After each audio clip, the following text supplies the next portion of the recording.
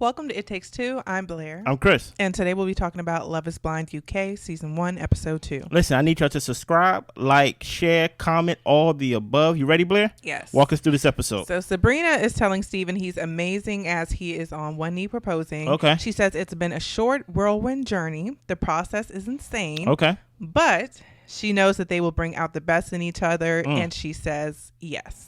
Nice. They both feel that they are the one for each other, and at this point, they're just super excited to meet each other. Okay, nice.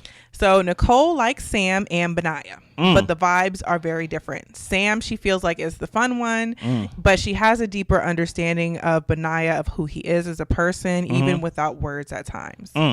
So she's asking Benaiah on a typical day, like, what do you see yourself doing with your wife? He says in the morning, like, we'll probably rock climb, get coffee, hike in the evening, meet up with friends, and do some laughing. And I'm just like, that's a lot of showers. That's not, for one, that's not marriage. I'm like, we're rock climbing and hiking in the same day. Just let me do one. No. See, to him, this sounds like someone who's dating. Yeah. This sounds like someone who has no responsibility and hanging out with people who had no responsibility. Well, you get what I'm saying? But I digress. But he is very happy with her. Yeah. So Maria is 30. She's a makeup artist. Yeah. And she talks to Tom, who's 38. He's in PR. Okay. He tells her a dad joke to start off the conversation, but she seems to be okay with it. Yeah, I ain't get it. She's Moroccan and Muslim. In her culture, dating is frowned on. But she's at the point of her life where she doesn't care. She just wants to make herself happy. Her immediate family wants her to do whatever makes her happy, so she is going with that. Nice. He wants someone who is assertive and knows themselves. He's big on growth and personal development. He grew up in a single family home. He lived with his dad for a year at one point. Then he went back to his mom, and then his dad just disappeared. Wow. He knows to bond with people, you have to be vulnerable. With Maria's background, vulnerability was looked at as a weakness. Her dad did pass away during COVID in Morocco. He had terminal cancer, and she never got a chance to say her goodbyes. That's bad, but I'm happy to meet them because I got a lot to say further on about them. So Tom's last relationship ended because he couldn't properly open up. I do feel like he is opening up with Maria pretty quickly. Okay. And I think that's a good sign that he probably learned from those past mistakes. Yeah, you're right. So Natasha is 32, talking to Tom. They're both into going to the movies. Yeah. She's thinking that there is strength and vulnerability. She's looking for someone to do life with. Okay. Tom tells her you got to be able to show all of yourself in marriage. And Natasha tears up because it's just really nice talking to him. Sweet. Let's keep going. So Freddie and Catherine, he went to a medium who said that he would get married to a person whose name starts with a C. I'm like, I don't know if I believe that. I don't know either. So they both would want to get married in the UK. If anything happened, he would be there for his brother, and he lets her know this is the brother who has Down syndrome. Yeah. Catherine was adopted, and apparently it's a very sensitive topic for her. Yeah. She, in the past, when she was younger, it wasn't that big a thing, but when she reached her 20s, like, she would look in the mirror, she would see other people with their families and see that they would look alike, and she just kind of felt like she didn't know where she was from or where she belonged. And even to this day, as she's tearing up, it's having an effect on her. Okay. So Freddie tells her that he is feeling her. Catherine said that she has another connection, but with Freddie, she feels very content. She almost says, this is why I love you, but she stops herself and says, I like you. I didn't mean to say that. Yeah, and I'm going to give my opinion on Freddie after her conversation with Ollie. So yes, next is Ollie and Catherine's combo. She asks if he's ready to settle down, and he is ready to be with his forever person. Yeah. He asks where she goes when she's out in London, just trying to get a better feel for her, kind of try to get to know her on a different level. She names a couple of places, and the places she named, he was like, I've been to those clubs, and the people there are pretentious. He's wondering if this is just a sexual vibe. Yeah. He's trying to see if they have more in common. He tells her there are other people that he's talking to, and he wouldn't be offended if she still wanted to explore as well. Listen here, I wouldn't be mad if you don't want to talk no more, right? Here's what it sounded like. Here's my thing with Freddie and Ollie, right? I think Freddie may be too mature for her. I think Freddie may be the guy that she needs, but she may need to change the way she thinks. She may need to do some rewiring of herself. Freddie may be a guy that works a lot and things like that. She may not get the attention of Freddie all the time, especially when he's dealing with families and things like that all the time. One thing that he said specifically, I remember in episode 1, about how does it feel when you dealing with dead people? He says, like, I feel like, like I'm taking care of someone's family for them and things like that. So he has a heart, and then on top of that, that's reinforced by his brother who has a mental disorder. So it's like he's always he's always on the go. If he's not at work, he's taking care of his brother and things like that. To where Ollie, I think she can actually feel alive and more vibrant and feel fun with Ollie and things like that, but Ollie don't want that girl. And I think Ollie is more serious than he lets on, or maybe more serious than she figured he was. And I think that was a shock to her. So like whole time she can feel content with Freddie, like I'll be a wife and things like that, but Ollie, it will feel like a high. And I think Ollie is like, I experienced that. I'll be in those clubs, I've been around those women. I don't really want to marry a woman like that. I don't want that. So they literally just missed each other. In my opinion. And he's like, hey, if you want to talk to somebody, you go ahead. You know what I mean? Pretty much. So Catherine is sad after the conversation and tells some of the girls that the convo with Ollie, it just didn't go quite how she wanted it to.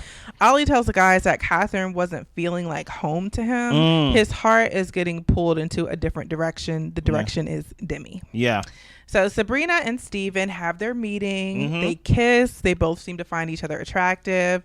She thought he would be bald, but he is not. And then he gets on one knee and he proposes with the ring. So all's well that ends well with them so far. Happy for them. Jasmine is stuck between Sam and Bobby. So Sam and Jasmine have a talk. He thinks that she'll give him the love and affection that he needs. The other person he's been talking to may not be able to do that for him. She likes how their conversations flow, but she has a gut feeling that he is just telling her what he wants to hear. This is the second time he heard this. And Sam doesn't understand what he's supposed to do. He's like, not again. Like, what am I supposed to be doing? What am I supposed to be saying? But he tells her that everything he's saying is real, and he thinks that she would be happy with him. I have a question. Is there such thing as I can't prove it, but I can feel it? Yes. So do you think people feeling that with Sam? Yes. I think people are feeling that he's not being genuine. And also just the way he even said that, and it might be nitpicky of me, I think you'd be really happy with me. Sir?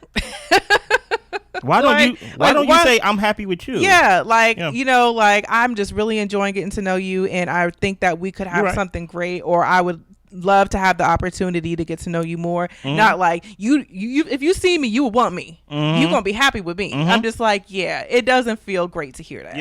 You're right. So Jasmine is keeping her cards close to her chest. She tells him because she doesn't want to get hurt, but she tells him we will see. You ain't gonna see with Jasmine, buddy. So we learned that Natasha lost 5 stones. Now she is feeling that the dating world is superficial, and she's nobody's trophy wife. She is an intelligent woman, and she wants someone to see her for who she is, not just what she looks like. Okay, congrats on losing the weight. So, and do you see how that sounds different than what Sam was doing? It just sounds completely different. It sounds like an accomplishment versus a vain type of situation. So Tom and Natasha talk. She would like to move abroad. She does know how to code and could take that abroad. He asked her, like, would you be willing to move to where I'm at, or or move abroad anywhere else? So if he has a family, he wants to do right by his kids. Nice. Natasha is feeling a strong connection with Tom, and Tom feels that intangible feeling towards her, just that spark, that chemistry. Facts. So we've got Maria and Tom. She is giddy around him, just laughing, giggly, just like a schoolgirl. Tom really feels comfortable around Maria. He tells her that he is going to have to tell her something very serious that might change how she feels about him. And he drops the bomb that he is wearing Birkenstocks. And she laughs. She just thinks he's like the funniest guy. With no socks. Feet all out. I see you. Let's keep going. So we've got Bobby and Jasmine. Right. Her dad left when she was 12. She asked him about her dynamic between him and his dad, because she's seen how their dad leaving affected her brother. So he doesn't speak to his dad. The dad never took time to build a relationship with him, and he would look up to his older cousin Danny. So he went to work on a ship at one point. His mom called him and told him that Danny and his fiance Kim passed away. Apparently they drowned. And she seemed really shocked to hear that. Like she wasn't expecting him to be that open about his life and different things that have happened to his loved ones. But now he says that he tries to be thankful and not to take life for granted. Jasmine says that she wants to be his safe space and she appreciates how vulnerable he was. They talk about cuddling, how things are kind of getting hot in here, and so they've gotten deep, and now they're also kind of lusting after each other a little bit. So maybe that's the recipe. I don't know. And Jasmine knows at this point she's cutting off Sam. Wow, that's a wrap. So Sam and Jasmine have their conversation. Jasmine tells him her connection is stronger with the other guy. Wait a minute. She does respect him as a person. She apologizes, and Sam says, well, hope it works out for y'all. Wow. Sam was a bit dramatic, I feel like. Okay. He throws down his wine cup. He goes into the men's lounge. One guy goes up to hug him because clearly he looks upset. His feelings are hurt. He's saying that he feels like an idiot, but he still has a connection with Nicole, and he is going to marry her. And I was just like, that's scary. This feels like a consolation prize. Like, this feels like I didn't get what I really wanted. So I'm gonna make this show. I got a nose job. I did all this work. I'm going to be on this show. Listen here, I guess you hit it right on the nose. You get what I'm saying? Listen here, Sam, you come on just a little bit too strong, buddy, and like you're scaring the women away. All right. When it comes to this whole thing, he come into the lounge and he's like, she gave me like 30 seconds. She only gave me like 40 seconds and things like that. Of what? Camera time? Come on. You saying the quiet part out loud? I'm saying, am I breaking the wall? Of camera time or of herself? I think it's of camera time. I think so too. You get what I'm saying? But let's keep going though. So it's Ollie's birthday. Happy birthday. Demi drew him a card. The guys in the guys lounge celebrated him with a cake and balloons. No, stop right there, Catherine. What did you draw? Catherine was just sitting around just looking. Did you fall asleep or something like that during the part? Huh? Did you fall asleep during the show to where maybe Catherine did something and you ain't see it and you ain't catch the notes or something like that? No. Catherine didn't do nothing for... Catherine did absolutely nothing.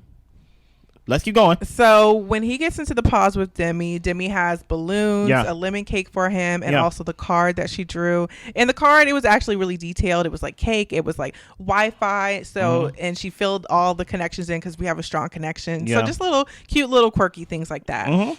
She also got him rose quartz, which signifies love.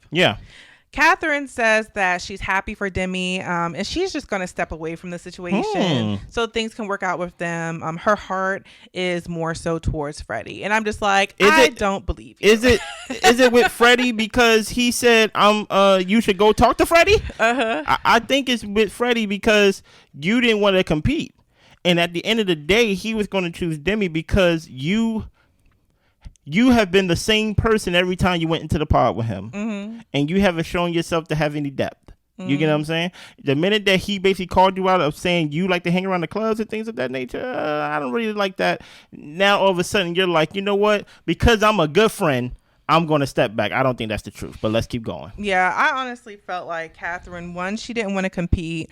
Two, she thought she had an advantage because she was like, oh, clearly I'm the more attractive one over Demi. But Demi was over there putting in work, drawing cards, getting cake and balloons together. And Catherine was just like, oh, I've never fought for nobody like this. No. I'm not going to do this. So I think that Catherine was she was over it. Let's keep going. Catherine and Ollie talk. So Catherine tells him happy birthday. No fanfare, no balloons, no cars. Happy birthday. He says that his head is all over the place, and she says, I'll make it easy for you. You should explore your other connection. And she says that she does not like getting in the way. And he tells her, you know what? You're really cool. Now, question. Go ahead. And they wish each other best in their connection. Do you think Ollie would be happy with his decision, though? Yeah, I do. I don't know. I don't know. I hope Ollie is not a physical appearance person, but I don't know if he will be happy completely, especially when they do that part where they kind of see who they said no to. Okay. I don't know if he will be fully happy, and I hope he is. Okay. I hope he is, because even when he was eating a birthday cake, he said it better be vegan and things like that. So hopefully he is someone who is open to dating all types of women in that way, shape and sizes. Yeah. Because I don't know. I hope, but I don't know based off of just 2 episodes. Yeah, and what you think, kind of what his value in health or body or whatever might be. He said, first thing I do to wake up, I train. Yeah. You get what I'm saying? She's like, sometimes I like to eat. You get what I'm saying? So I hope. But let's keep going. So Nicole is feeling both Sam and Benaiah, but Benaiah is the one that she feels romantically connected to. Okay. Nicole and Benaiah have a talk. She asks him if he thinks he could propose. Benaiah isn't at the stage where he could see himself proposing, but he tells her if he feels the connection. He just can't give her that reassurance about the marriage part yet. Benaiah is falling for Nicole, and it is scaring him. Yeah, Benaiah, maybe this ain't the show for you, buddy. Maybe this ain't the show for you, but let's keep going. Well, Bobby and Jasmine are in their pod. He is rapping how he feels about her, and then he proposes. Jasmine says yes, and they both share I love you. See, I thought it was a poem. Was he rapping for real? Yeah, he said I have a rap for you. Oh, it sounded like a poem to me, and I was like, say, this poem sounds better than Steven poem. Oh, okay. And things like that. But nice, good for them. Let's keep going. So Sam and Nicole. Sam says, "Good morning, wifey." And I'm just like, strong. You're laying it on thick because you have no other options. Yeah. So he has his lucky bracelet for her and a rose as a gift. Because she's been married before, she feels that they should still trust in the process. Yeah. He tells her that he doesn't want anybody else. He can't get nobody else. Pretty much. He thinks that she's been who he's been looking for his entire life. Nicole says that she's never met a guy who wears his heart on his sleeve in this way. He says that she is what he needs and he cannot wait to meet her. And my thing is, sir, you said that what's her name? Jasmine would be able to give you what you needed as far as affection, and Nicole wouldn't be able to do that. So how did it switch like that? Because Jasmine said no to him. Exactly. I just answered it for you. Let's keep going. So Nicole feels sometimes she's pulling teeth with Benaiah. She is. She needs to explore things with Sam further. So Sam, he goes to the guys' lounge and talks about how everything went and how things are going good with Nicole. But she did mention something when he said, like, I couldn't wait to see you. I can't wait to pick you up. And she said something along the lines of, like, I don't know if you could pick me up. And so he's like, I don't know what she was implying. And some of the guys were like, well, maybe she has a cast on or whatever. And he's just like, yeah, right, a cast. Yeah, maybe she big. Yeah. You know? So Benaiah is talking to Steven, and he's like, I don't really want to sabotage things, but he's feeling protective of Nicole, and he wants to do what is right, and he thinks that she needs to know this information. No, that's called player hating. And Steven tells him it is the right thing to tell her what's going on, so you should go ahead and do it. No, it's called player hating. There's nothing. There's a reason why the lounges are separate.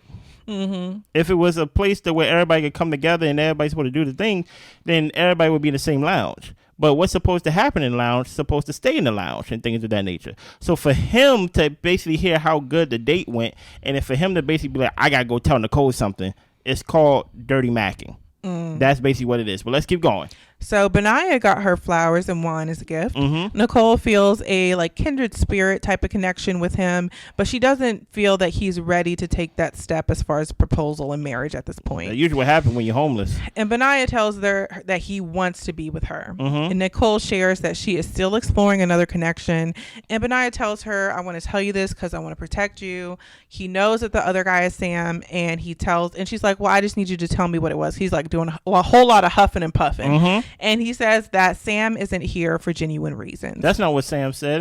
And truth be told, you painted a whole different picture than what was actually said in the lounge. Yeah, my thing with Benaiah is I don't fault him for wanting to say something, because if you overheard the other person like kind of low-key talking trash about me a little bit, I would want to know that to help weigh my decision of how this person speaks of me when I'm not around. Sorry. So if you have that, cool. You should have been there. But at the same time, I felt like Benaiah, I didn't ask for your protection. No, I didn't ask for your view of what was said. I want to know what was said. I don't need your interpretation. Tell me the words that were used.